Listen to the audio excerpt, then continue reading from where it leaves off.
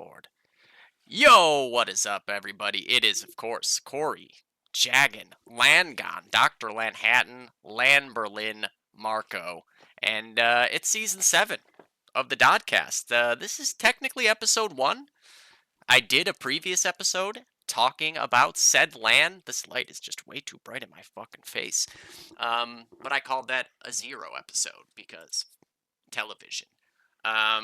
So, in that episode, I wasn't planning on talking a whole lot about the coming season, and then I ended up talking about everything. So I don't need to, go over all the teams and stuff this season. This episode, and I know this is going to be just a jinx thing to say, but this episode should be relatively short. We'll have to see how that works out in about an hour to 3. So yeah, it's week 1 of KTP season 7. There's a lot of interesting teams.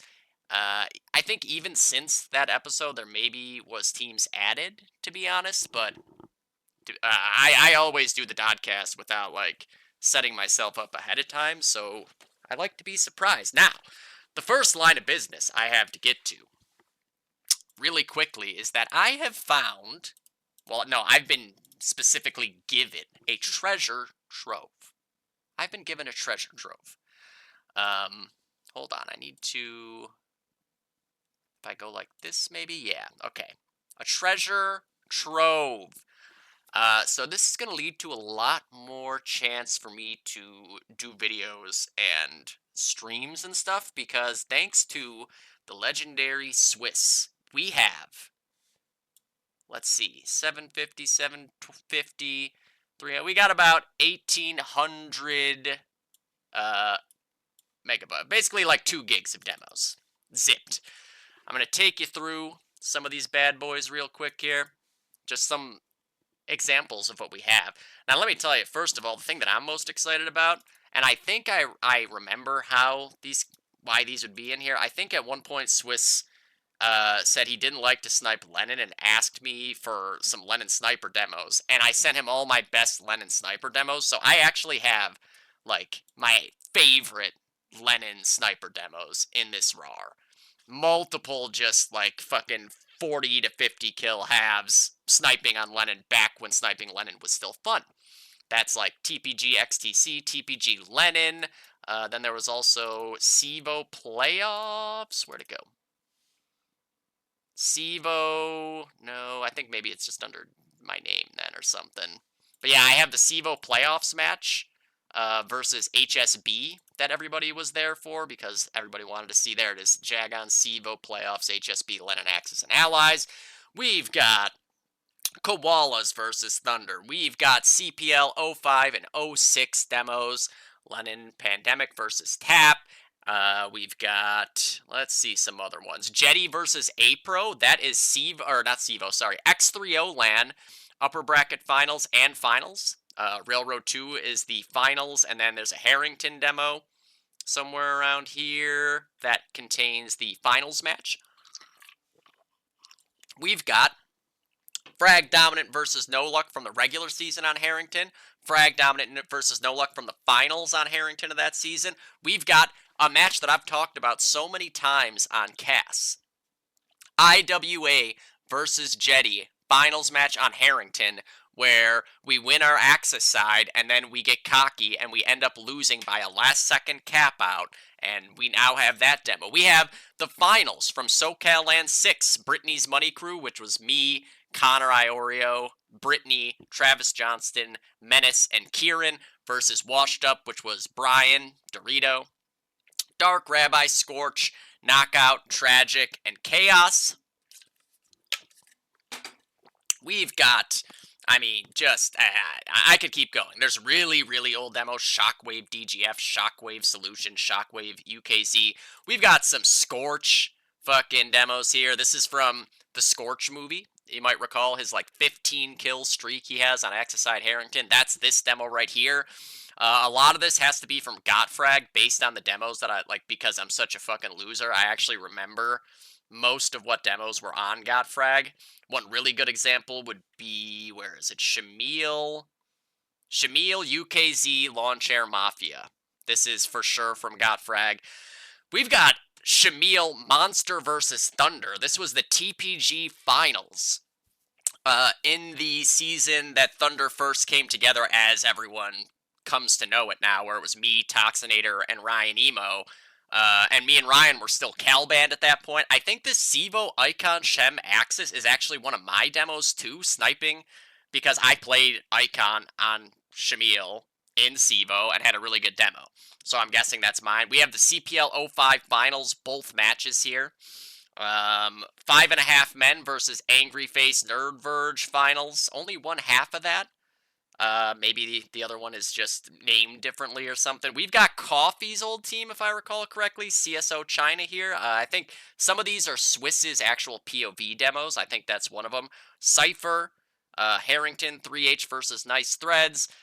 3H versus Nice Threads, I think, that's actually, Money B. I don't think Sean ever played for 3H or Nice Threads, so I think that's actually Money B versus Nice Threads at Web 2 Zone. Then we have Cypher, Harrington, FD versus No Luck. This is definitely actually Cypher. So is this. I think these Railroad 2 demos are from his WSVG, which is one of his clips from Mutiny. We have Elephant versus Veracity on Donner. UKZ versus Pandemic on Donner. Thunder versus G-Skill on Anzio. I believe this is when Ryan was on G-Skill, and our Thunder team was like a weird one, like me, Jared, Hudson, Life, Blearg, and Miller or something like that. Thunder versus Koalas semifinals. Check 6 Call, Check 6 Pandemic, Koalas versus Thunder, Illicit versus Arcane, fucking Owned versus Drugs, that's G-Skill. Owned versus Thunder final. So I guess Owned beat G-Skill, well, Drugs, it's like a old version G-Skill in the semis, and then played us in the finals on Railroad 2 there. I mean, this thing is an absolute treasure trove. We're gonna watch so many of these demos. I mean, I still have to make my own movie, and now I've got some clips that I can throw in there that I never imagined I would be able to see the demos of again. It's some of these clips were never seen in anything, or at least the things that they were in are no longer available, like this XTC Lennon demo. There was a frag of the week that Bobson made where like the last minute and a half of it was just my clips from this demo because I had like 50 kills on Axis side Lennon sniping, and that frag of the week is long gone. So I'll be able to use that. This TPG Lennon Mania Axis has a wall shot that only I have ever hit. From like the side hall of Axis Loft going into the platform of middle on Lennon. Like if you're Axis side and you come out the back of the loft and go down the staircase to that little L hall and you see a big ass wall, you can shoot through a certain part of the wall and it hits them in the head on the platform. I mean, I could just pull up the wall shot to show you exactly what it looks like real quick, so that it's not just me talking out of my ass. Where is it? Is it in this part? 1 dig, no scope, 1 dig. Oh, it might be in this part. Yeah. And then I get the flying shot, and then here's the Lennon shot, I think, right here. Yeah, ban it. That one right there. See? Mania, Axis. I'm right. Because I'm a loser. So yeah. That's the big news that I've got right now, and I'll definitely stream a lot of shit. We already, in the Thunder Discord, took a look at the SoCal 5 LAN Finals demo, where Brian had 49 kills against us on his allied side. It was insane. Iorio had a really fucked up movie clip in that half. It was really just a crazy demo to get to watch. I can't wait to go through all this shit, because, man, oh man. But, getting off the tangent that has already put us behind 10 minutes. That's a good start. So, Season 7 of KTP, this, as far as KTP goes, will be the last season before the Schmaltz LAN, which, you know, I get it. KTP doesn't want to go through, I mean, with the timing of everything, it would be a lot of work to turn things around and put another season out.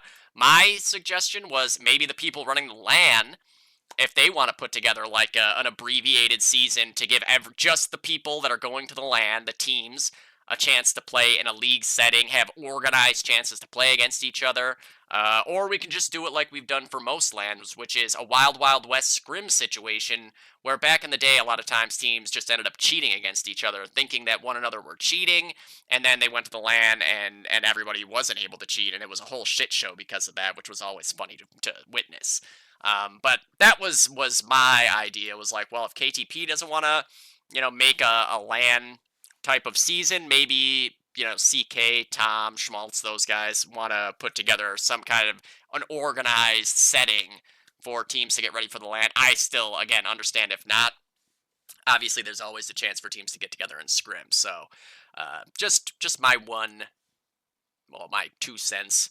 All right, now let's just get right into the thick of it. All right, going with the lower side of things here. So, you can see what the matchups are here. I'm not sure if we've gotten much scheduling. Let's see here.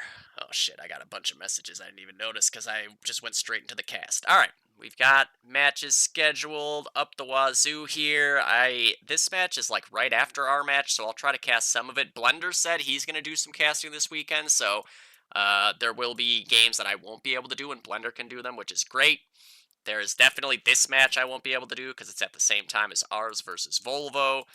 So it'll be up to Blender if he wants to do Expired Best Buds or do TMC versus Volvo. G-Skill versus DoD Worldwide, I definitely want to do. DoD Team versus Car at 8 p.m. Eastern, I can definitely do that one. And then one of the 9 o'clock games, that's G-Skill versus DoD Worldwide. So I'll probably be doing that game. I'm very interested to see how things go with DoD Worldwide, kind of merging SEC with, why did I just forget the name of their team from last season? Clan X. I wanted to call them heavyweights. But yeah, I really like the combining of those two rosters and the potential extreme skill infusion coming from that merging of the two. Very, very cool stuff. But, alright, starting right off, let me see what the match of the week is here. Car ADT Stunt Expired Best Buds No-Go Stunt Easy versus Wickeds. I'm very interested in this Expired team, and I think that will be a very interesting match here, Expired versus Best Buds. This Stunt versus No-Go game is interesting as well. We've got a lot of players from the core, different teams from over these seasons, whether it's Romario, Heavyweights, Clan X, Matt Vanicky, BLK, Sirio is back in action, Thompson. This team could turn some heads. I'll be curious if they're only going to go with the 6-man roster going forward, or if they're going to pick somebody else up. There's certainly plenty of free agents out there. Lots of options to be able to move forward with for them to find an extra backup or two, right? And then on the no-go side of things, as is the case most seasons with no-go, I am not sure what their starting lineup will potentially be, but the way things looked last season, Ryan was playing for sure, Kush was playing, and Manga was playing. I don't know if Greg is maybe back. I don't know if Deidro is playing. T certainly could play. Matthew, I think, was a little bit inactive, but you never know. I heard Koi is going to the LAN, so maybe he'll be playing. Maybe Tony. If Stamp is on the team, I assume he's going to be playing. So maybe like Twist, Kush, Manga, Stamp, Koi, and T, or whichever one of these other players are planning on being active. Either way, No-Go will field a good 6. That much you can be sure about. It's just a matter of what that 6 will be when all is said and done. Now, with a map like Harrington, obviously, it's very chaotic. There's just so many things going on. Everybody needs to be rotating in a timely manner. Middle is an absolute fucking disaster. There's grenades raining on down from high everywhere. Both these teams have plenty of experience playing with each other. I'm very excited to see Vanicky back playing again. He's a big-time X-Factor kind of player, especially on a map like Harrington, where he can really be moving about the map. I'll be curious to see what class he's playing. Could even put him on a car bar. I think he'd be able to do that quite well. Sirio up against, I'm assuming T. on the sniper or stamp, one of the two. Um, obviously Harrington sniper battles always a major focal point on that map. Mid just in general is just fucking hell. But no go. The thing is, last season, once they got their roster locked down, and granted, their roster is not exactly the same, but the core of it is, right? Kush, Manga, Twist. You add in the addition of Stamp, Koi playing regularly, and then any of these other guys, whoever the last players, whether it's Matthew or Greg or Deidro or Tony, like that's a really good player thrown into the mix right there. That's a really, really strong team. I think Stuntman of Highlights is going to be a team that will surprise everybody well, I guess this season is called Lower and Upper. They will surprise everybody in Lower if teams are not prepared for it. They had a lot of experience playing together, and they have plenty of firepower there. I'm sure most people should remember how good of a sniper Sirio was. He just hasn't played since like maybe season 1 or 2. But he'll get back into the swing of things with no problem. Obviously, we've seen Matt time and time again heavying for all those big, finalist teams of Clan X heavyweights, Romario, whatever the case may be there. BLK, when he has gotten the chance to play, has been one of the best third rifles in the game. And of course, Vanicky is a fucking stud. So the thing is, I'm inclined to go with no-go here just from having watched the core of this team play so much last season and seeing the way that they were able to come together, through whether it was a blowout match or a really fucking hard fought match, they always found ways to win. And whatever the moving parts of that lineup are, they still have the really strong core there that won bronze or silver 2 last season with Kush, Manga, and Twist. And then just the additions of like Tony and Stamp are very, very helpful for a team like that. So I got to go with no-go here, but I think this game right off the bat is a really good show of just how good Stuntmans of Highlights, I love that name, are going to be in Lower this season. That's a hell of a test, though, for them right off the bat. Like, I think No-Go is one of the favorites in Lower. Just, looking at it, obviously, completely from a baseline with no matches played yet. I think No-Go's got to be one of the favored teams. Oh, shit, Piff is on Car now. I didn't even notice that. Car is looking like a pretty good team there as well. Alright, so that is the first match there. No-Go versus Stunt. Then we got Wickeds versus Easy Company. So the Wickeds, relatively, it might be almost, maybe not exactly the same. Let me get Season 6 up here and compare. Oh, God. Where are you at? Where are you at, Wickeds? The Wickeds. Alright, so Jiraiya, Ryan, AZ, Jiraiya Jr., Leto, Zaps, Mand, and Fusa. And then over here we have Jiraiya Jr., AZ, Ryan. Those three are definitely on there. Zatoichi, Leto, Zaps, and Mand for sure. No Zatoichi, Leto, Zaps, and Mand, though. No Zatoichi. And then Lucho, Pocho, and Bullet. No, so yeah, those guys are coming over from Style Argentino, and then obviously Bullet, which I like that pickup of Bullet a lot. Like with a raw, like younger team like this, being able to bring in a guy like Bullet, who obviously has played as much DoD as anybody, is I think a really good move for them to be able to supplement like a lot of the skill that they've got all over the place on the team. Obviously, Zaps and Man being the biggest ones. Both guys who have played for some of the best teams across all the seasons of Silver. No clue if Mand is going to rifle or snipe. I still will never know right up until the moment I see them in the server whether Mand will be on the sniper or not. There was times I even thought he was sniping, but it turned out he was rifling and he had just picked up a sniper and I didn't even notice. And on the other side, Easy Company. So you've obviously got a chunk of the core here of Spicy Butthole making their return now in the lower side of things with Laura, Die Life, Kevin, Lynx, Hey Hi, Zampalit, Stark, Three-Sided Quarter, and JP Rastaman back in the competitive DoD mix, which you always love to see. We all know the history when it comes to Spicy. They are perpetually getting to finals, right? So that alone, just having like, four, I think Hey Hi might have even been on Spicy in one of these seasons. Let me just go back and see. I've got all these seasons lingering around. Season 5, let's see. There's Hey Hi, yep. So there you go. Like they've got one, two, three, four, five members of Spicy back in action here.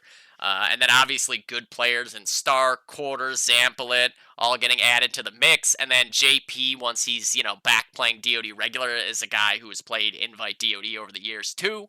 Um, they are indeed another one right off the bat who has got to be heavily favored to make a deep run in lower. It's going to be so hard for me to call this lower for a while. Like, I'm going to keep calling it silver accidentally, and everyone's just going to have to fucking deal with it, because it's been 6 seasons of calling things silver and gold, and it's still weird for me. But, obviously, these guys know how to play with each other. They've won dozens of games together across 4 or 5 seasons of playing with each other in KTP. Up against just about anybody, I think they will be the favored team. Obviously, guys like Die Life and Kevin are going to be going out there and getting a million kills. This is what they do. And then just the teamwork aspect of that core of players we've seen time and time again come through when things are toughest. It's a rough first draw for the Wickeds here, certainly. I think on a map like Harrington, it can work out better for them. Like it's such a chaotic map that sometimes it's just about one player like finding 3 or 4 kills in short time frames in order for a map like Harrington to get turned around, or one missed rotation or one really good unexpected rotation. So certainly I think a map like Harrington, it fares better for the Wickeds to have a shot here. They've got the skill players to be able to match up with Easy Company. I just think when all is said and done, Easy Company will win this game. I don't know if they're going to do like class switches or anything. Obviously, with Kevin, the last season that they were in silver or lower, he was heavying, and then last season in gold, he was sniping. Will he be sniping again? Is he going to heavy? Is he going to rifle? What's he going to do? Who knows? I'm sure Matt will be on a rifle, although he could sniper heavy too if he wanted to. You never know what's going to happen with that, but those guys are going to get their kills either way. So yeah, I mean, I think Easy Company win this game. I would say, like 2 caps, 80 to 100. Obviously, it's just going to come down to who can hang on for dear life on their Axis side, or win their Axis side. Like, if either of these teams go out there and win their Axis side, they can feel pretty good about taking the map, but don't feel certain about taking the map, because I can speak from personal experience that you can very easily win Axis side of Harrington and lose by a last-second cap out to Swiss on your allied side, which we will see in the future. So yeah, I'd say 80 to 120 is my range for all you gamblers out there on DraftKings.net. All right, moving on. What was next here? Okay, so we did those two. Now we've got Carr versus a DoD team. So I did just see, obviously, that Carr picked up Piff here. So you got Virus, Shreddies, Master Kenneth, Handy, Woowa, GZ, Jane, Louie, and Piff. And then, wait, who the fuck were they playing? A DoD team, which is a very interesting roster. This is a pretty fun team right here. So, you've got some guys returning from a DoD team in seasons past, right? Nick, Bo, G, you got Meep in there, you got Azilla in there, you got Baron in there now, Kevin Purdy, Nick Kaler, I mean, what the fuck? You got Savage and Horseman on there. E-Man getting back into DoD. If he is playing actively, this is a guy who was a high-impact heavy at the top levels of DoD forever. It's the same story, obviously, with Purdy, like a forever invite player. If these guys are going to be active, then you've got some extremely high-impact players right there that can really fuck your day up when you're playing against them. It's early in the season, so even if they were playing, like, every day for 2 weeks at this point, like, they'll still be a little rusty, but I tell you, man, if that team is scrimming regularly, then watch the fuck out the rest of lower right now, because between them, Baron, a Zilla.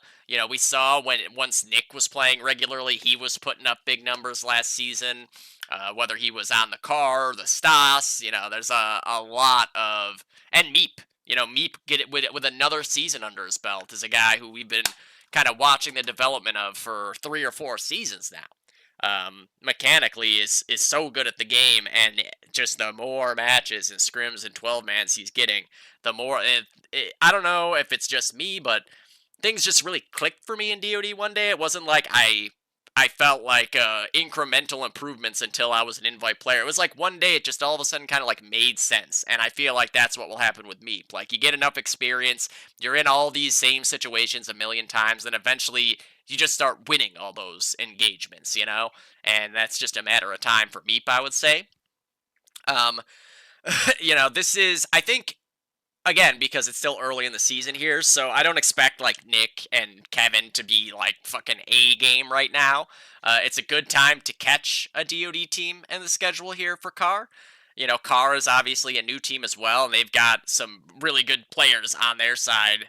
Louis, of course. I'm not sure how active he has been. Piff, who has been one of the best heavies in the game since he's been playing again, like season 3, I think was when he came back. Just having a guy like Piff alone in lower or silver is so huge a difference maker. Having a heavy who you can rely on to always put up 50 plus kills across the two halves and know how to play that role. Like not just be able to get the kills, good players generally can find a way to get kills with any weapon.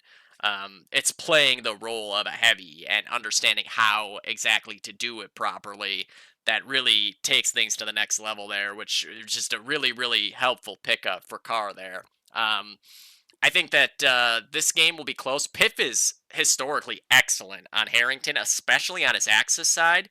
Him up against Nick, who I assume will be heavying, just because that's what he always did, but you never know. Like he can rifle as well. He probably can snipe still to this day without much practice as well. That mountainside battle could be really, really fun. There's a lot of firepower in mid on both sides. I assume Louis will be rifling mid for Carr, just because I know he rifles mid. And him up against whether it's Nick or Meep or Purdy, like that's a lot of head-to-head, or Baron. Man, they have a lot of rifles on a DoD team, actually. So G is a heavy for sure. Nick, E-Man is a heavy. Bo is kind of like a third. I keep saying Nick, and I just realized that I'm referring to both Head Like a Hole and E-Man.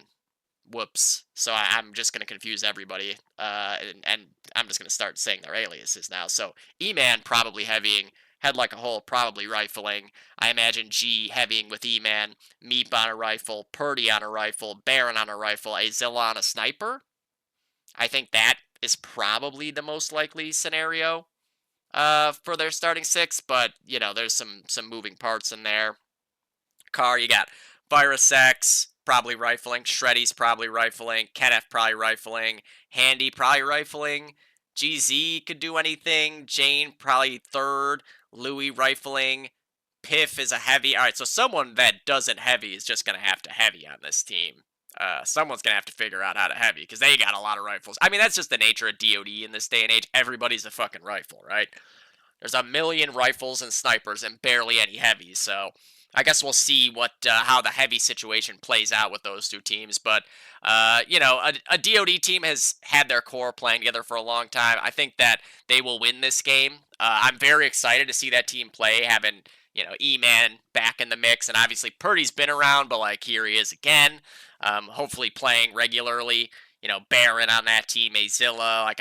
Obviously losing Crawd is a huge loss, but they picked up multiple players to try to patch that hole up right away. And, I think they'll win on Harrington here. But Carr, just more playing together. I know that they've been scrimming and stuff and scheduling scrims, so the more that they continue to play together, the more strides we'll be able to see that team keep making. And I'm just curious to see, what the class situation is there, just because they do have quite a few rifles in the mix in that lineup. So that will be a big question mark going forward for them. And then on to what I consider to be the match of the week here. Best Buds versus Expired. So, on the best buds side of things, you got the Brom Bomb, you got War Within, Hopper, a Chicago Legend returning to competitive DoD. That's another premier old school rifle right there. Big Bird, Epion, Quack Duck is back now, and then DB. I assume Ryan on a sniper. Although they have a few snipers technically too, right? Well, between him and War Within, and Bromley is a very good sniper himself, but he'll probably be playing a different class because it's a lot easier to just let someone else snipe and you take over like the heavy or the rifle or the third or whatever. That team is very, very interesting as well. It's like a lot of Goose guys, Goose adjacent players. With Brom Bomb. War Within, I don't think ever played for Goose, but he always has been kind of part of that group of players. Hopper, obviously a Goose guy. DB, a Goose guy. Lots of talent on that team, for sure. And then Expired. This lineup, very, very interesting. So Raven, who was excellent last season on the sniper, we scrimmed them and he was rifling, so maybe he's going to be rifling this season. Pizza Hut, obviously a rifle. Budagas was sniping in the scrim that we played against them, so I'm guessing, he's sniping. SQ, great rifle. Evs and Hadriel, not super sure about them. But then Bestia, heavy. Coffee, heavy or third. Fincher, good heavy, finally back in DoD again. And Nitrox can play anything and do it well, probably rifling. There's some really, really good fucking lineups out of this Expired team, depending on who their starting six is going to be, who's going to play what class. Certainly Fincher. You have Fincher playing, he's heavy, right? We saw last season Budagas heavy really, really well. But like I said, he was sniping when we scrimmed against them. I don't know if that was what like their actual lineup plan is. Maybe he'll be heavy. Maybe Coffee is the second heavy. Maybe Bestia. But, sniper-wise, Raven or Budagas. I'm sure SQ could snipe as well. Nitrox definitely can snipe. We've seen that time and time again out of him. Just a lot of firepower out of this team, and mixed in with a lot of guys who have played together at different times over the seasons of KTP. Just from having scrimmed them with TMC this season, they've got some serious fucking firepower on that team, They are going to be a team to contend with under any circuit, even if they don't scrim at all. Just how good all their players are at the game, like as high impact frag heavy players, that's scary on a lot of maps in DoD. There's a lot of maps that just having a bunch of guys putting up like 25 to 40 kills can be enough to just overwhelm another team. It can be a lot to deal with. So, gonna be very interested to see how that team develops like as a unit, because they've certainly got the pieces to win lower this season. Like 100%, I could see. I mean, that really all these teams in lower, I feel like, are very capable of beating one another.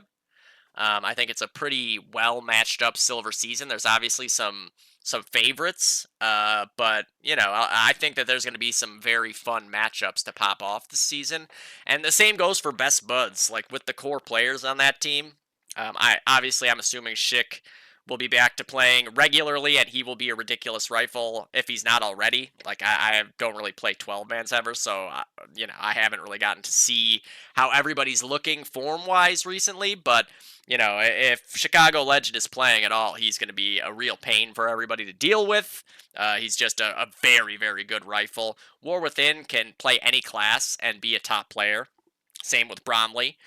And then Hopper on a heavy. I assume Ryan on a sniper. Again, I'm just assuming, but he did heavy last season and was a very, very valuable piece for DICE, so maybe War Within is sniping. Very tough to say for sure until they get out there for the first time. This match is the first one that I don't know right off the top of my head who I think is going to win. I think this is a very, very even matchup. A lot of it, I think, will come down on the Expired side of things to who their six is, I think they have a couple of lineup variations where they can win this game if they have the right six guys showing up and, playing the specific classes and everything. But yeah, I mean, that'll be, obviously, we won't know until the fucking game starts exactly who the six are here and what classes they're playing. I'm inclined to go with Best Buds because they're kind of like a Goose Patrol core, so they've been playing together. They all know how to play with each other very, very well. Expired, it's not like they all haven't played together. It's just that this exact team and lineup hasn't necessarily done it. So there'll be growing pains. There always is. Um, so I'm inclined to go with Best Buds here, but I think either way it's a close game, and I think there are a lot of scenarios where Expired win this game. Again, we scrim them with TMC, and there were plenty of moments where we were like, what the fuck just happened? Like, we just all died, and they capped out. So if you're underestimating Expired at all, anybody in lower, you need to rethink that. Because, they are a very, very strong and frag power heavy team that can cause headaches for anyone. But yeah, I'll say, gun to my head, Best Buds. I never checked to see if my mic was unmuted. Check, check, check, check. Okay, thank God. Woo! Woo! That was close. Best Buds by 60. Give or take 15 to 20 points overall. All right, that does it for lower. Now we got to get into the upper side of things here. So right off the bat, I might as well do the TMC versus Volvo side of things here, because that's obviously my match, so I'm not going to predict it. I think the lineup for us is... Okay, so this is Jesse. I think Jesse, me, Jules, Mitch, Sean, Devin. 1, 2, 3, 4, 5, 6. I think that's the starting 6. I'm pretty sure. Unless, something has changed since I last checked. I'm pretty sure that will be who's playing this Sunday. Jules will snipe. Jesse and Mitch on the heavies, me and Sean on the cars, and Devin on the third. But yeah, we have a lot of players who can kind of do anything on this team, so if anybody's missing, you could see that change around very quickly. The one thing I can tell you is that I'd really rather not snipe yet. Eventually I'll get sick of not sniping when I'm not getting, a 1.7 to 1 KD ratio, and I'm only going like 30 and 28. But for the first 10 weeks, I don't want to snipe. I sniped for the finals. That was enough for me for a year. And then on the Volvo side of things, so I talked about this in the last Dodcast because Nightmare was on the team, right? And then I had said how I felt like they were probably borderline between the two, and that when Nightmare left, I figured that was them trying to make sure that they didn't end up having to play in gold or upper or whatever. But they still ended up obviously in upper. So I don't know. I'm curious to see if Nightmare ends up back there because of this. Obviously, Over has a lot of players, but they also a lot of their guys can't show up every single week. So you never know what's going to happen there. But Till being back and able to play, that certainly helps alleviate some of the need for a bunch of backups for them. I know Nick, I think he played half the matches maybe last season. Jizz is on the team now. Usually when Jizz was playing, he was around for all the matches, so maybe that's helpful. Caffrey and SC always played. Mata always played. Kum and Saka were a little bit hit or miss. Chi being on the team is another guy who you can pretty much rely on to always be there. So yeah, I'll be curious to see what the situation is if Nightmare ends up back with Volvo or not. But just assuming he's not at this point, you've got Scotty, Yanni, Manor, Toki, King Yo, Crawd, Nicholson, and Paul are the 3 new guys here in this lineup. And obviously, strong pickups for this team. Crawd and Manor, probably the heavy duo, is, I think, a really, really nice mixture there in play styles. I'll be very, very interested in watching them playing together this season because I think they will be one of the strongest heavy teams in the division.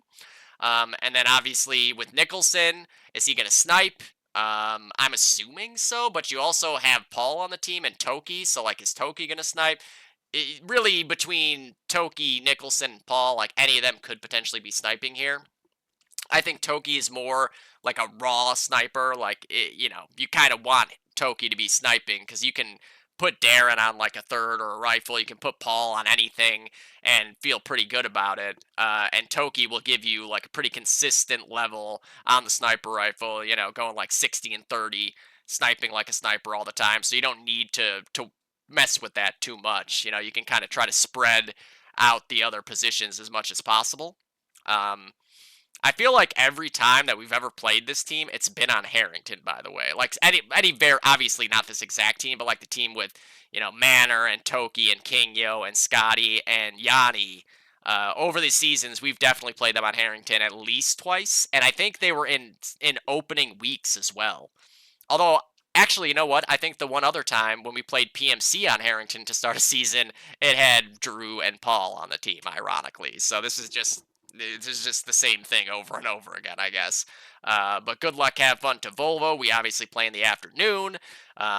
So yeah, we'll see how the lineups shake out for those two teams. I'm guessing that Blender will end up casting this game because he said that he's able to cast this weekend whatever games I can't. And obviously, I will never be able to cast a game that I'm playing in because I tried to even just cast a game of myself in demo form, and it was very difficult to do, to be honest. All right. So, what have we next? What is. Oh, that's week 2. I'm a dummy. Oh, yeah. So, G Skill versus DoD Worldwide, I'm going to go ahead and call the match of the week. Mostly just because we all want to watch G Skill play, right? Um, I'm very, very interested in DoD Worldwide's lineup. Like, I look forward to seeing that team play. It's just so much firepower coming together on one team here. Obviously, going from playing against each other in the finals to combining forces is a lot of fun. I look forward to seeing that team playing throughout the season. But on to the next match, because that's the match of the week. We've got Clinic versus GSR here. So, on the Clinic side of things, you generally know roughly what to expect, right? You got Tom, Sam, Scott, Insom, Vic, Carp, and Debo. Like, depending on if somebody's missing or not. That's usually the 6th. Then you also got Allen. Schmaltz is a great pickup as another guy who being able to slot in when somebody's missing, And same with Chris W. He hasn't played in KTP, I think, since Season 2, but is a very, very good player, and just more firepower for Clinic to be able to throw in there when they need somebody, because, a lot of the time they're missing one guy. It seems like most weeks, well, not all the weeks, but most weeks, like, somebody can't make it, so there's always a chance for one of these other guys to get in there. And then on the GSR side of things, you got Blackhawk, the Bear, Jackson, which another guy returning to DoD. I can't wait. For anybody who didn't experience Jackson playing in his prime, he is one of the best rifles that I've ever played against. And we will get to see that in demo form when watching the Thunder versus No Luck Harrington demos. I'd love to see Connor come back. Get Connor on this team too. Because playing against No Luck when they had Jackson and Iorio, that, like, those two guys alone were enough to make every match tough. Those guys are both fucking insane at the game. And then obviously Austin in the mix, Brandon, Empy, Svelty, and Shogun, another returning old hat invite DoD player, and a guy who has a very crisp understanding of how to win in DoD. I'll be curious to see how much Colby's playing. Again, it's another situation where it's like, if he starts playing regularly again, then he will become a very good player again in short order. But that's a big question mark to start things off, right? Because, yeah, I was going to say an invite now, because I'm fucking looking at all these demos earlier. In upper, in gold, in invite, in fucking whatever you want to call it, a lot, or generally most of the time, the thing that really separates, like, the top of the pack to the bottom half of the pack is activity levels. Like, plain and simple, if you go back and look through all the seasons of gold, you can pretty much, like, if you could get the number of scrims put next to each team, it would more than likely reflect the standings at the end of the season. Like, just plain and simple. Because you're sharper, and in these gold games, like, sometimes it's the split-second decision that somebody makes or doesn't make that ends up being the difference in who wins the game. Like, the games are always very, very high-level shit popping off, and if you're just a little bit slow to the punch on some nade or some rotation, and then all of a sudden things start rolling downhill fast. So activity level will be very, very important when it comes to, especially with all the guys we have returning to the game now after long absences. I mean, in some cases, a decade since they've played. In some cases, more than that. Like I think Jackson, Craig, and Shogun both probably really last played in like a league in DoD in like 2010, 11 in that area. For Jackson, it might be 2009. Shogun probably a little bit later than, well, definitely a little bit later than that. But for GSR, like when if and when those players are that active and they're playing together regularly, you're going to see an extreme upgrading in the level of play coming out of that team. Like they have all the pieces to be a real fucking tough team to play against. This is basically like Iowa. Austin, Brandon, and Shogun were all mainstay players of IWA, a team who we've lost to in finals in the past. And then throwing Jackson in the mix, like another guy who we've lost to many times in the past. Cam, able to play any class. Empey has been a great heavy for seasons on end. We've seen Svelte go fucking 23-0 to start a game. Blackhawk, another guy able to play any class, fill in wherever needed, which is super important in gold because there's not a lot of heavies and there's always guys missing. This team, whatever it may look like in the first few weeks of the season, I assure you that if they're all staying active and kind of shaking the rust off and the cobwebs, they will be a very, very scary looking team when all is said and done come playoff time. Because they just got too much talent on this team to not be. It's not just like guys who are like, mechanically really fucking good or anything. Like, these are guys who win at DOD. And that will happen. I think to start things off, I got to go with Clinic, right? Because the Clinic, they've all played together a million times. They're all fucking gamers who are playing FPS games, even if they're not playing DoD. They'll be fine when it comes to, rust level and everything like that. Whatever their lineup is, it's going to be strong and well put together. And now they have even more backup options that can fill in and be X Factor players right off the bat.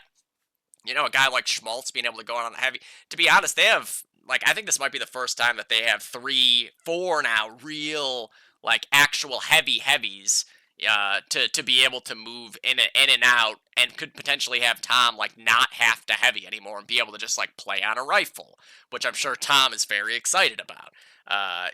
Tom has had to do really the dirty work for 6 seasons worth of DoD at this point because it was mostly always just Vic. And then obviously Debo on season 5 and season 2 they had as a second heavy when he was able to play. And when Vic was also there, then Tom wouldn't have to heavy. But I think with the way things look for their roster this season, I mean, obviously Debo can also play any class too. You can slot him around as needed. But realistically, with all the heavies they got on the lineup now, Tom probably shouldn't have to heavy very often, if at all. Which I'm sure is good news for Tom. But I favor them here early in the season. I think things get very interesting if, you run this back in 3-4 weeks. GSR is going to be, maybe the team to watch when it comes to improvement from week 1 to however many weeks there are. How many weeks are there? 8. From week 1 to week 8. Be on the lookout for how much better GSR looks, even in week 4 or 5. I think they will be very, very scary the more that they get to play together and shake the rust off of, especially Jackson and Shogun. I expect to see those guys lingering near the top of the stats when the season is all said and done. And yeah, very, very exciting. I love seeing all these old players coming back and getting back into the swing of things. I know not everybody has the time to go all in and fucking boot camp their way to being sharp again, but it doesn't take that much. Just playing a few times a week can really do it for especially players of that level. All right. So, on to the next one. I keep looking at week 2 and I'm like, what? The next one here, Lobsters versus Over, and this is a very, very fun matchup here, I think, as well. So we touched on Over a little bit, obviously. When it comes to starting 6s for Over, there's no way of knowing, frankly. I assume Caffrey and SC, they will be heavying, right? You have either Nick or Nightmare on the sniper, or if either of them are missing, you also have Mata and Till. You have all these snipers, so whoever they have sniping is going to be a good sniper. And then rifle-wise, you have Kum Kum, Sokka. We saw Mata rifle plenty last season too. He can also heavy. Chi on a rifle, he can also heavy. And then obviously James on a heavy, on a rifle, on a third, on a sniper, whatever it's going to be. There's a million, once again, lineups for Over that can beat anybody in this division, without question. It will just be a matter of week to week seeing who is there to play and what class they're playing, frankly. Um, I would love to see them like be able to put the exact six they want out there every week for a season and just watch the kind of fucking hell that they can wreak on all of this division, because I really think they can absolutely beat anybody with the right six on any map. But people have lives, obviously. And then on the Lobsters side of things, it's a big chunk of 3H from last season, obviously. CK, Defrag, Modgers. Is there anybody else from last season here? No. So you got three here from 3H, and then you got Ian Galasso, who's one of the best snipers in Silver last season, coming into the mix here. You got Nick Havoc here, who another guy who was an invite player. The more he plays, the better it's going to get.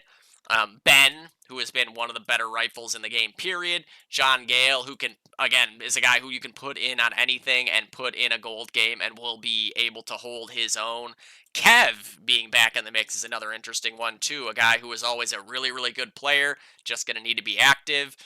Cody, obviously, a very strong heavy. And then PB, I think. You have a rifle team of PB and CK and Insane, potentially. That's a pretty fucking insane rifle team right there. And then, who do you have on... I guess with this team, although with Cody in there now, I guess you have Matt and Cody on the heavies. It's another team where it's a big fucking question mark over the starting lineup, basically. So I don't know for sure what this lineup is going to look like. You could have Defrag Snipe. You could have Ian Snipe. You could have John Snipe.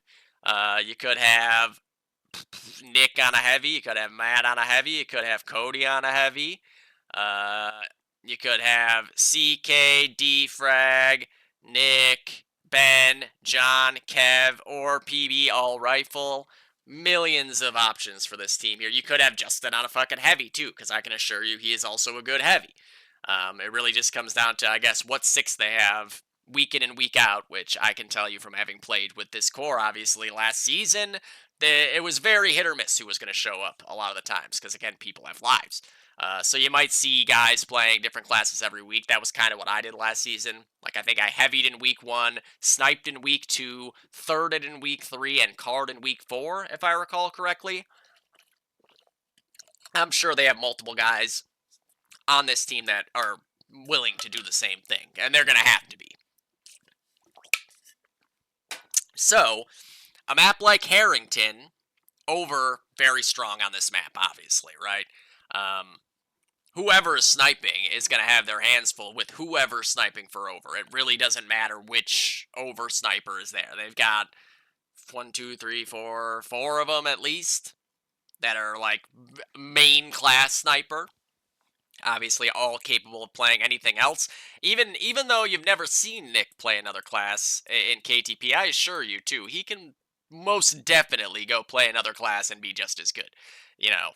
Just go back and look at some of the matches against Thunder and him picking up other weapons and killing the entire team multiple times.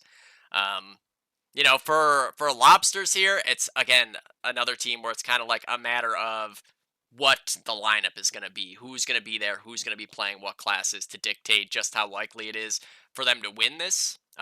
Same for over, right? Is it their best possible six? Is it one of their best possible sixes? I think that they really don't have like any scenario though where they have a six that isn't favored to win in most matches this season. Like that's just a very strong team from top to bottom.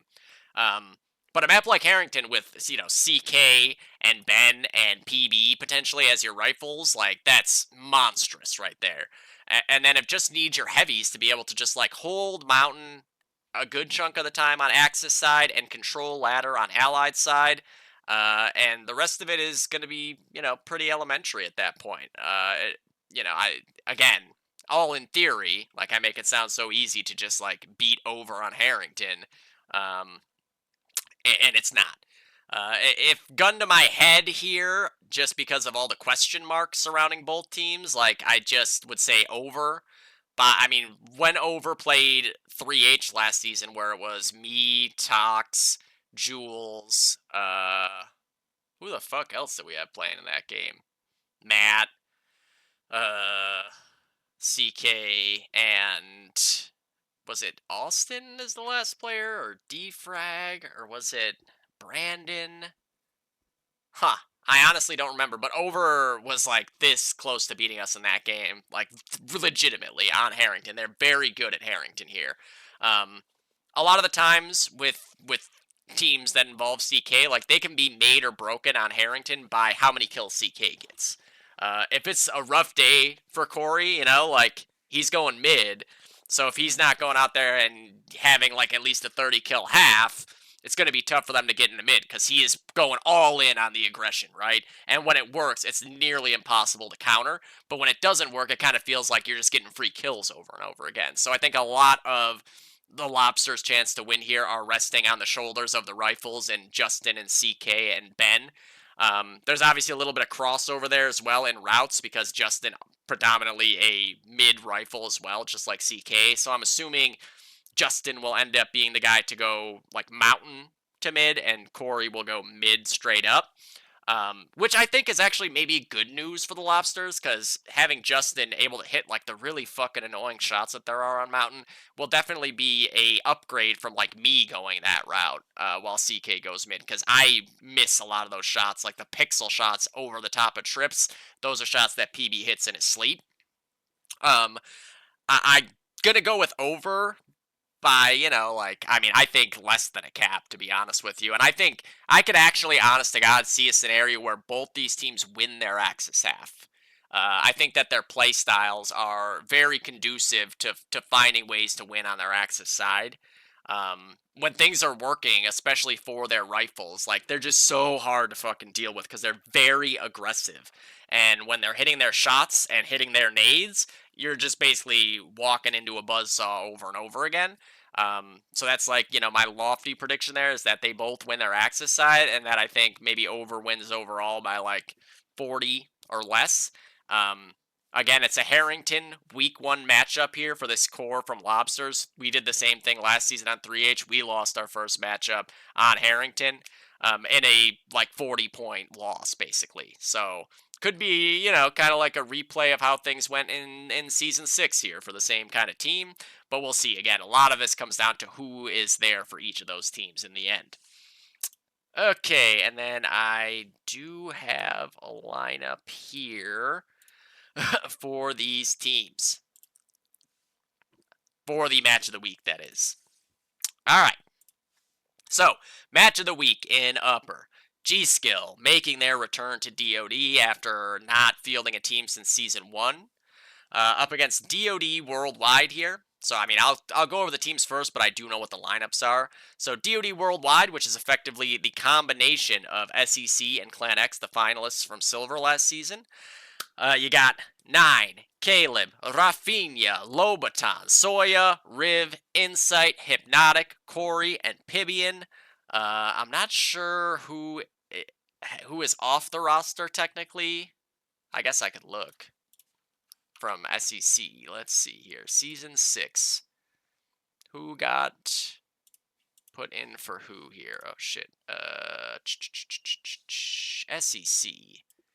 Okay, so looks like Trance isn't there. And that's it. Because, yeah, they didn't have a full roster. So they were able to pick up multiple guys without anybody needing to be replaced either. Okay, so yeah, it's just Trance really missing from SEC. But obviously, you picked up maybe, outside of Bud, who was one of the, for sure, the 2 biggest impact players on Clan X. I would say, like, they're 3 other best players of the team that they were up against in the finals there. Soya, being able to... So, Pibian, I don't know, is Pibian still playing this season? He's on the roster, for sure. But Soya versus Pibian was a hell of a sniper battle every time these guys played. And Soya was getting the better of those exchanges on a few occasions here. So, like, whether it's Pibian or Soya, you've got a very good sniper in the mix there. I'm pretty sure that it's going to be Soya, at least for now. But then obviously Lobaton always looked great on the car, and then Rafinha and Riv were the 2 best players in Silver last season, along with Milo on the sniper. So just those two guys being on the same team, I very much look forward to the firepower coming out of that. And then you throw in a Corey Price into the mix as well, like it's a lot of frags coming out of a few guys. But then on the G skill side, so looking at the full team before I get into the starters, you've got OG G skill guys in Taylor, Milo, Andrew, Chuck, Frank, and Knockout. And then added into the mix here is effectively the rest of Bandits, right? Like this team is like half G skill, half Bandits when it comes down to it, with Colin, Justin, Chris, and Alex. So it's like Bandits if you replaced CK with Frank and Arachnid with Chuck. And then I don't remember if Scott was on Bandits or not. I'm just gonna check. Somebody was on. Maybe they didn't have a full roster even, actually. I feel like I'm missing somebody from this mix though. Bandits. Okay, they didn't have a full roster, yeah. So it is just like an added one more player in the form of Scott there at the end. So it's kind of like 50-50 between G-Skill and Bandits. Obviously, you've got it's basically a full team of guys who can play any class. Like Chris, predominantly a heavy. Milo and Taylor, predominantly heavies. Andrew, predominantly a rifle. Frank, predominantly a rifle. Colin, Justin, mainly a sniper, but literally has had the highest stats with every other weapon too. Alex can play it all. Scott can play it all. This lineup, they could literally just roll the dice to decide their 6 classes and put together an absolute fucking insane team. But actual lineup-wise, what we got here.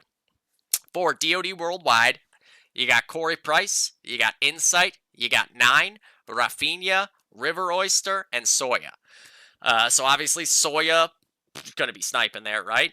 Riv and 9 on the heavies, Corey and Rafinha on the cars, and Insight on the third. That's my assumption here. I'm guessing, right? Like, yeah, I think so. I would think so. Certainly, you could put Corey on a third too. You could probably put any of them on a third. They'll be fine. And then on the G skill side of things, you've got Chris, Milo, Chuck, Alex, Andrew, and Colin. So Chris and Milo heavying for sure, Chuck sniping for sure, and then the rifles of Colin, Andrew, and Alex. Like that's just again crazy fucking lineup. It really doesn't matter what lineup G Skill puts out there. They're gonna have a crazy lineup. I promise you. It doesn't even matter what classes they're playing. Chuck can play any class too.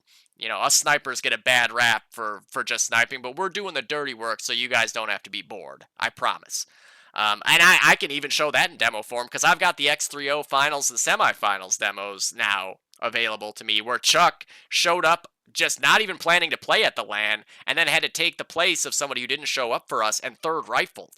And certainly had movie clips that you will have seen in one of his movies. But yeah, no Taylor, no Frank this week, no Justin, no Scott. But the other 6 guys are all certified DoD All-Stars. You got to favor G-Skill, right? But there is a world where DoD Worldwide can win this game. It's Harrington, man. This map is pure chaos. With the guys that they've got featured in that lineup. Corey Price, we've seen so many times just like single-handedly make cap-outs happen. Rafinha, especially if he's getting to Car Mountain, which I would assume you give him that option, right? You could have Riv, 9, and Rafinha on your mountain side, and then Corey and Soya going mid and Insight solo long. Insight against Teemo, he's going to have his hands full, but if you can find a way to keep Colin out of his rhythm, not let him get pushed up too much, just try to keep his hands full on the long side to sort of just take that lane out of play up until the point of trying to push for a cap out. I think that DoD Worldwide can match up with G-Skill here head to head in all the other spots. Obviously, a lot of times it just comes down to like who's sharper that day, who's feeling it more that day. But firepower wise, DoD Worldwide is gonna be really fun to watch. I love this lineup having the combination of SEC and Clan X together. It's almost like you're getting to see like an all-star game played out from Silver last season. Getting Rafinha, Corey, Riv, Soya, like all out there at the same time. It's just gonna be a very, very nasty group of players to have to deal with, especially when they're having like standout good games and not just their usual like getting 60 plus kills in a game. because those are all guys who can go get 80 to 100 kills and on any map at any time. And if you get a couple of those guys having that game at the same time against anyone, that's a lot to overcome for any team. Um, again, you got to favor G skill here because it's G skill, right? Like the core of this team, whether it's the G skill core or the Bandits core, they've all played together way more than enough.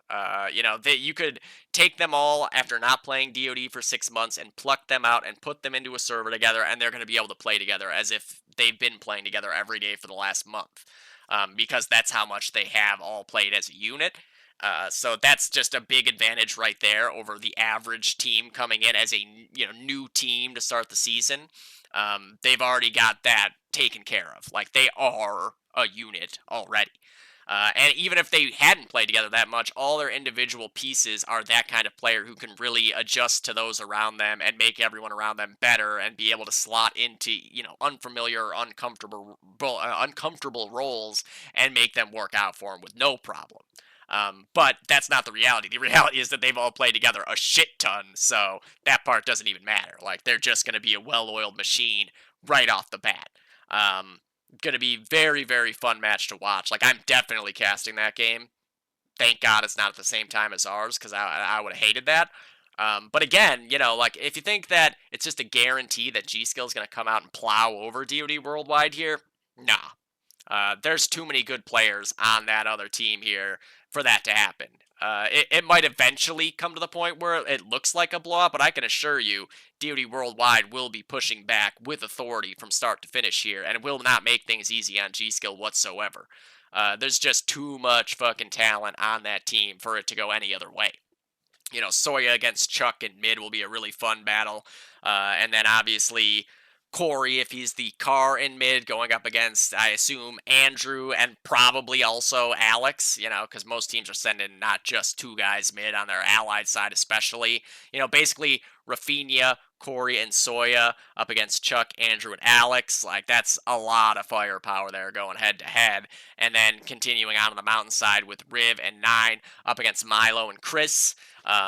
And we've seen Milo and Chris having together fucking, that goes back even further than G-Skill. That goes back to DPK, so just the chemistry from a heavy duo there, it's going to be tough to beat that. The nice thing for Riv and Nine is that they've been having together now for season after season, so they have built up a good amount of chemistry. It's obviously just not on the level of, 15 years of playing together, but they do at least have numerous seasons of playing together to be able to work with that and have a good understanding of what one another are going to do and where they're going to be going and what might catalyze them to do one thing or the other.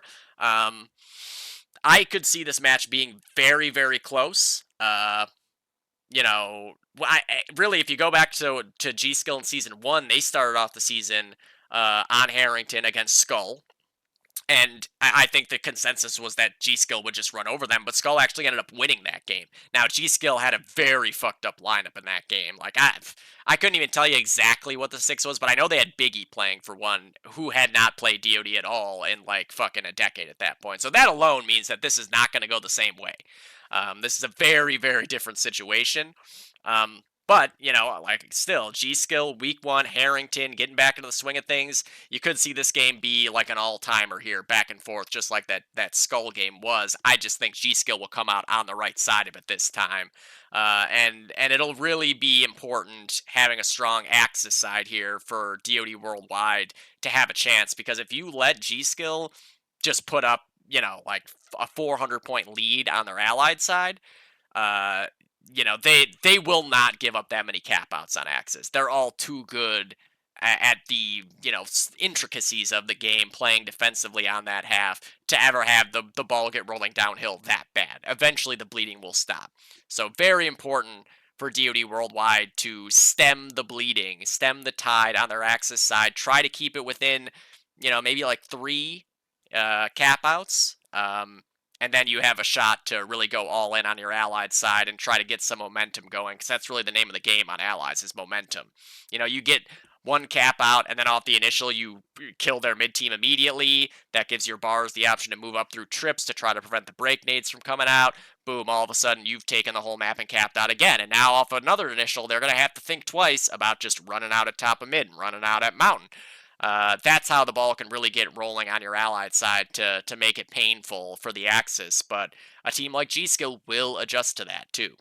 If they were to be up by 3 caps after Allied, and then they give up back-to-back caps on their Axis side, they aren't just going to keep running into the fucking grinder off the next initial, you know? Like, they will wait back and give up mid at the cost of not getting capped out on and working back around from Mountainside to regain mid control rather than just going balls to the wall to try to, like, out-frag you for no reason. So, got to be prepared for that on the DoD Worldwide side for sure. I'm very, very excited to see that match get played because I think it will undoubtedly be, that is for sure the match of the week. And I think Over versus Lobsters is going to be another barn burner where it's just going to be a lot of cap outs. Lots of cap outs in that Over Lobsters game. I won't get to cast that one actually, because I'll get to cast part of it, hopefully. If they can delay by like 15 minutes so that we can finish our match, maybe I can get the whole thing. We'll see. I know some of these guys on the Lobsters pretty well, so I can call in a favor to get them to go AFK for the first half hour or something. But yeah, that does it. That's all the matches. We are back. It's KTP time. We got a LAN coming up in 5 months now. Less than 5 months. Everybody's got to get themselves into game shape for that. I've got a bajillion, trillion, million old demos that I'm going to get to watch and stream and make videos about, which is very exciting. And yeah, we'll see everybody on fucking Sunday for KTP Season 7, Week 1, DoD Harrington, 4 p.m., TMC versus Volvo. That'll be probably a blender cast. Then 4:30, Lobsters versus Over. Hopefully I'll get to cast at least half of that game. And then what's the next one? We've got 8 Eastern. ADT versus Car I'll be able to do. And then 9 Eastern, we've got G-Skill versus DoD Worldwide. There'll also be GSR versus Clinic. So, Blender will be able to do that game if he wants to as well. Just lots of DoD right off the bat to start things off this season. Good luck, have fun, everybody. And yeah, very, very curious to see how everything plays out in this season. I think it's pretty wide open on both sides of things, contrary to popular belief. I think that the pieces on a lot of these teams on gold right now are going to make things very, very interesting once we get fully into the swing of the season. I think that some of these rosters are being underestimated a little too much for the skill level of the players that they have featured in them. What's this Season 7 Frag of the Week? Is there... War Within. Yes, War Within is doing the Frag of the Week. Nice. What's this? Be ready for a round of Frag of the Weeks seasons before. Taking requests for songs each week. Nice. Okay, so yeah, there will be Frags of the Week. So always submit to War Within because he works his ass off on these. All right. Didn't keep it under an hour, but 1 hour and 12 minutes is actually pretty short compared to what I'm usually pumping out here. So, round of applause for Yagoon. Round of applause for Yagoon. Woo! All right, I'm going to go upload this thing, and I'll see you guys Sunday. Get out there, 12-man, practice up, because we're watching.